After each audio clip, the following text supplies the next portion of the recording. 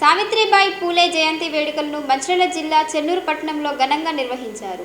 చెన్నూరు పట్టణంలోని పాత బస్టాండ్లోని సావిత్రిబాయి పూలే విగ్రహానికి పూలమాలలు వేసి పట్టణ కాంగ్రెస్ నాయకులు ఘనంగా నివాళులర్పించారు. విద్యారంగంలో పాఠశాల విద్యలో సావిత్రిబాయి పూలే సామాజిక మార్పులు తీసుకువచ్చారని కొనియాడారు.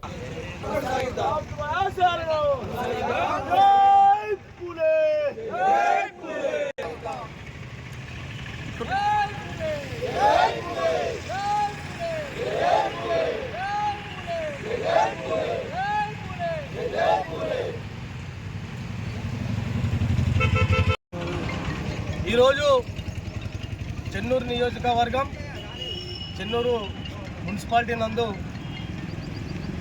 గౌరవనీయులు స్వర్గీయ జ్యోతిరావు పూలే అదేవిధంగా సావిత్రిబాయి పూలే జయంతిని పురస్కరించుకొని తెలంగాణ రాష్ట్ర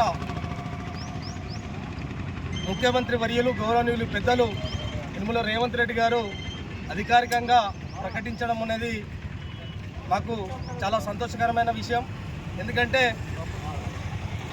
మహిళలకు ఉన్నతమైన విద్య అందించడంలో భాగస్వాములై చాలా మహిళలకు ఎప్పుడైతే విద్య అందించడం జరగడం వల్ల వాళ్ళ యొక్క శ్రేయాభిలాషులు, వాళ్ళ యొక్క రాజ్యాంగ ప్రతిఫలాలు, అదేవిధంగా వాళ్ళ యొక్క హక్కులు అన్నీ కూడా మహిళలకు రావాలనే సదుద్దేశంతో ఈ రాష్ట్రంగా ఈ దేశంగా కూడా ఈ యొక్క సావిత్రిబాయి పూలే చేసినటువంటి సేవలు గణనీయమైనది.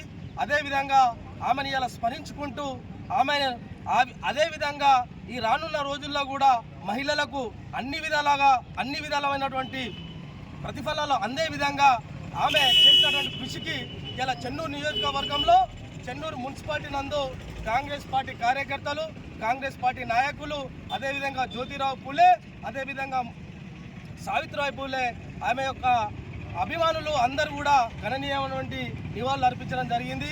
అదేవిధంగా ఈ రోజుల్లో రానున్న తరుణంలో కూడా ప్రతి మహిళ ఖచ్చితంగా చదువుకోవాలి, విద్యావంతులు కావాలి, వాళ్ళకి ప్రతిఫలాలు అందాలి, రాజ్యాంగ ప్రతిఫలాలు అందాలి, వాళ్ళు భాగస్వాములు కావాలి. కాబట్టి ఈ భారతదేశంలో అత్యుత్తమమైన స్థానంలో ఇలా గౌరవనీయులు పెద్దలు మన దేశ